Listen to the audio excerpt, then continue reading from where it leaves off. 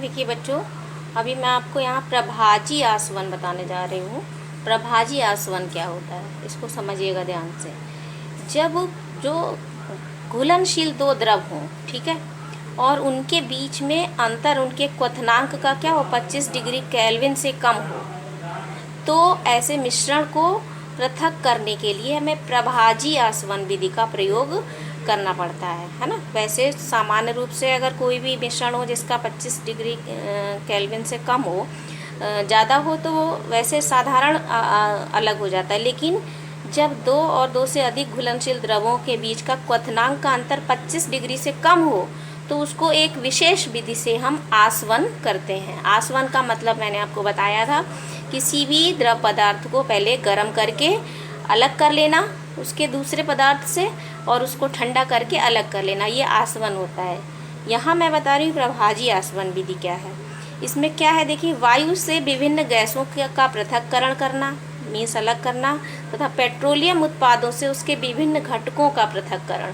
Petrol बच्चों जो तेल होता है हमारा ज़मीन से निकलता है, तो उस पेट्रोलियम में बहुत सारी चीज़ें होती हैं, जैसे पेट्रोल होता है, डीजल होता है, नैप्था होता है, वैसलीन बनती, बहुत सारी चीज़ें होती हैं। तो उनको अलग करने के लिए हमें थोड़े थोड़े टेम्परेचर पर उसको निकालना होता है, तो उसके लिए हमें प्रभाजी आसवन विधि का प्रयोग करना पड़ता है। तो देखिए इसको हम कैसे करते हैं। क्या करेंगे, इसमें हम साधारण प्रभाजी स्तंभ की एक नली होती है जिसमें शीशे के गुटके भरे होते हैं। अभी मैं आपको चित्र दिखाती हूँ कैसे होता है। ये गुटके बाष्प को ठंडा और संघनित होने के लिए सतह प्रदान करते हैं, ठीक है। अब इस चित्र को आप जरा ध्यान से देखें, आपको आ जाएगा।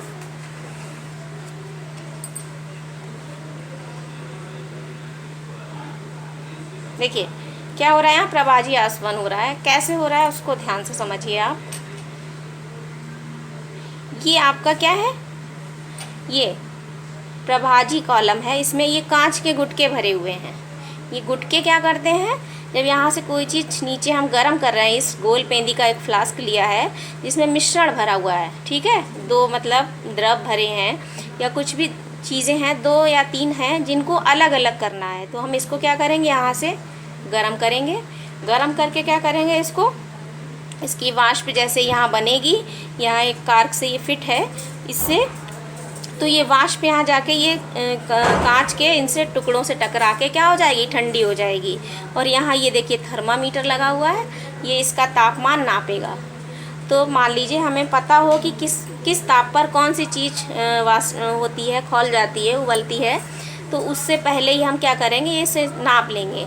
और इसको यहाँ से देखिए जल निर्गत लगा हुआ है, जल संघनक, यहाँ से इसको प्रवेश करा देंगे। तो जो वाष्प बनी है वो यहाँ पर शुद्ध द्रव घटक इकट्ठा होके आ जाएगा। वाष्प यहाँ जल संघनक से ठंडी होके बूंदों के रूप में इस तरह से यहाँ इकट्ठी हो जाएगी। इस प्रकार से जो मिश्रण है उसमें से कोई एक तत्व क्या होगा, अलग हो जाएगा। फिर हम इसको और गर्म करेंगे, ठीक है। मान लीजिए इस मिश्रण में एक तत्व का तापमान 10 है, ठीक है, तो 10 डिग्री तक जब हमने गर्म किया तो वो यहाँ वाष्पित होके यहाँ तक आ गया।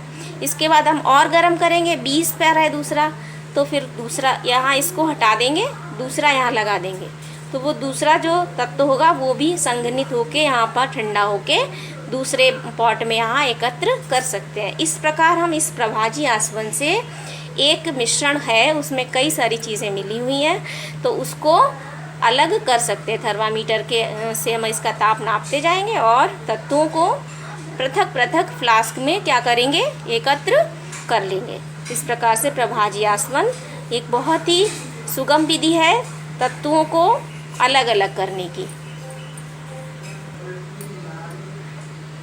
देखिए बच्चों, अब मैं आपको जल शोधन बता रही हूँ क्या होता है। शोधन का मतलब शुद्ध करना, जल को शुद्ध करना। किस तरह से, भाई जल हमारी प्रकृति में बहुत है, लेकिन बहुत सारा जो जल है वो अशुद्ध रूप में है। हमारे प्रयोग के लिए हमें पहले उसको क्या करना पड़ता है, शुद्ध करना पड़ता है। तो जल शोधन की बहुत सारी विधियां हैं। यहाँ पर ये जो चित्र है ये एक जल शुद्धि निकाय है। क्या है, जल शुद्धि निकाय। ये पूरा एक समायोजन बनाया गया है इस तरह का कि किस तरह से हम साधारण पानी जो हमको जल भंडार के रूप में, ये देखिए जैसे समुद्र का पानी है मान लीजिए, या किसी तालाब का पानी है, तो इस जल भंडार को हम क्या करेंगे, पहले एकत्र कर लेंगे कहीं पर और उसको किस तरह से कई चरणों में हम शोधित करेंगे, और उस शोधन के बाद में पानी जब पूर्णतया शुद्ध हो जाएगा तो उसको हम अपने दैनिक प्रयोग में किस तरह से लेते हैं उसको इसमें बताया गया है। देखिए ज़रा ध्यान से, ये आपका क्या है, जल भंडार है, कुएं का, तालाब का, नदी का, कहीं का भी पानी ये हो सकता है। क्योंकि कहीं का भी पानी है तो हम नहीं जानते हैं इसमें कौन कौन सी अशुद्धियाँ मिली हुई हैं, तो उन अशुद्धियों के शोधन के लिए हम क्या करेंगे, इस जल भंडार को हम पहले एक यहाँ पर टैंक ले लेते हैं बड़ा सा, इसमें इस पानी को एकत्र कर लेंगे। ठोस पदार्थों को नीचे बैठने के लिए हमने इसको यहाँ पर तलहट टैंक एक ले लिया है। इसमें जो ठोस पदार्थ होंगे, पानी में जो भारी चीज़ें होती हैं वो कहाँ होती हैं, नीचे बैठ जाती हैं। तो इस तरह से ये पानी में सारी चीज़ें क्या होंगी, ज़मीन की इसकी तली में बैठ जाएंगी। और एक ये पाइप हमने इसमें नीचे लगाया हुआ है, नीचे की साइड में, और शोधित पानी जो तलहटी में बैठी हुई चीज़ें हैं वो तो नीचे रह जाएंगी, पानी ऊपर जो शुद्ध होगा कुछ हद तक शुद्ध हो जाएगा यहाँ पे, उसको एक ऊपर पाइप से हम दूसरे टैंक से उसका कनेक्शन कर देंगे। ये टैंक क्या है, भार टैंक है। निलंबित अशुद्धियों के तलहट के लिए मैंने आपको निलंबन पढ़ाया था बच्चों।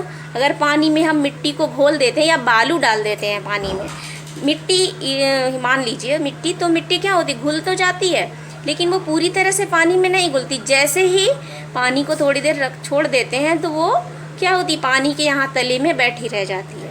तो इस तरह की अशुद्धियाँ जो निलंबित होके नीचे बैठ सकती हैं उनके लिए ये एक टैंक बना हुआ है।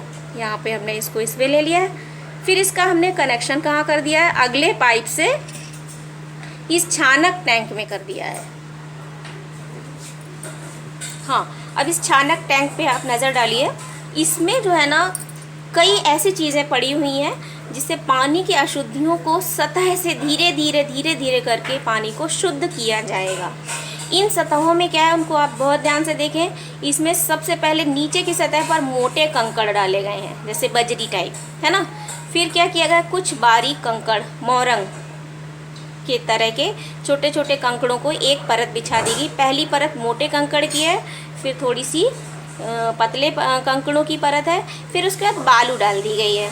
ठीक है, तो इस तरह से ये जो 3 सतहें हैं, ये सतहें क्या करेंगी, जो यहाँ निलंबित टैंक से हमारा पानी आया है कुछ हद तक शुद्ध होके, तो यहाँ पर बारीक अशुद्धियाँ धीरे धीरे छनने के प्रोसेस से गुजरती हुई क्या होगी, काफ़ी हद तक शुद्ध हो जाएगा पानी।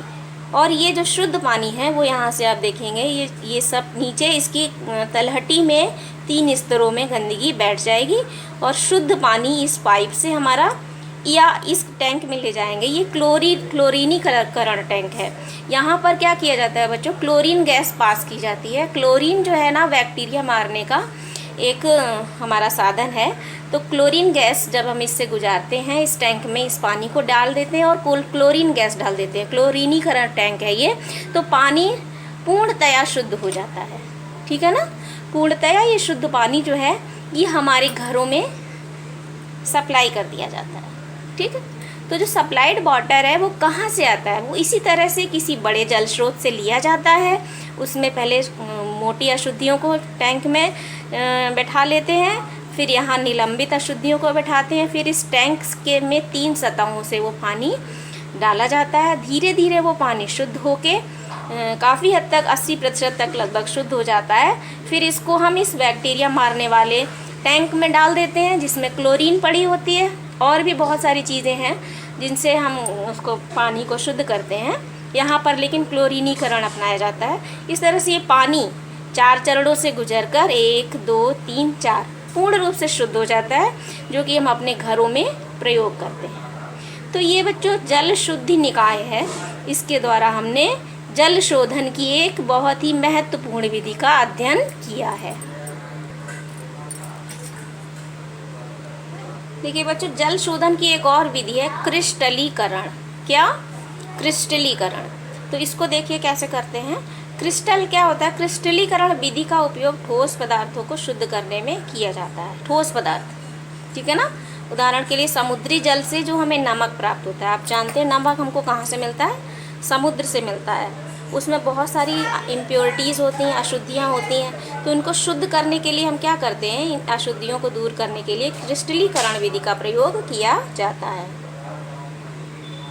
ये क्या विधि है, देखिए। क्रिस्टलीकरण विधि वह है जिसमें क्रिस्टल के रूप में शुद्ध ठोस को विलयन से पृथक कर लिया जाता है। ठीक है ना, विलयन से यानी कि द्रव पदार्थ से क्रिस्टल के रूप में हम ठोस पदार्थ को अलग कर लेते हैं। नमक हमारा ठोस होता है, उसको शुद्ध करने के लिए क्रिस्टलीकरण विधि का प्रयोग किया जाता है। क्रिस्टलीकरण विधि है क्या, साधारण वाष्पीकरण विधि से ये कुछ मामलों में बहुत अच्छी होती है। क्या होती है इसको देखिए। विघटित ठोस जो होते हैं ना, कुछ ठोस विघटित हो जाते हैं। विघटित मीन्स पिघल जाते हैं, जल जाते हैं या झुलस जाते हैं। कुछ चीनी के समान गर्म करने पर क्या होंगे, झुलस जाएंगे। छानने के पश्चात भी क्या होता है, अशुद्ध विलेय पदार्थ जो होते हैं, विलेय पदार्थ मैंने आपको बताए थे, जो पानी में या किसी भी द्रव में घुल जाते हैं, वो क्या होते हैं, विलेय पदार्थ होते हैं। अशुद्ध विलेय पदार्थ को विलायक में घोलने पर विलयन में कुछ अशुद्धियाँ रह सकती हैं, है ना।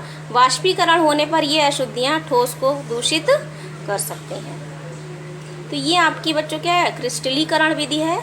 इसका आप अनुप्रयोग यानी कि प्रयोग देख लीजिए। अनुप्रयोग का मतलब होता है किस तरह से हम उनको प्रयोग में लाते हैं। देखिए, समुद्री जल, उससे क्या नमक प्राप्त होता है, अभी मैंने बताया था। को शुद्ध करने में कौन सी विधि प्रयोग होती है, क्रिस्टलीकरण विधि। अशुद्ध नमूने से फिटकरी को पृथक करने में हमारी कौन सी विधि का प्रयोग होता है, क्रिस्टलीकरण विधि का प्रयोग होता है। तो ये आपकी पूरी क्या है, क्रिस्टलीकरण विधि है।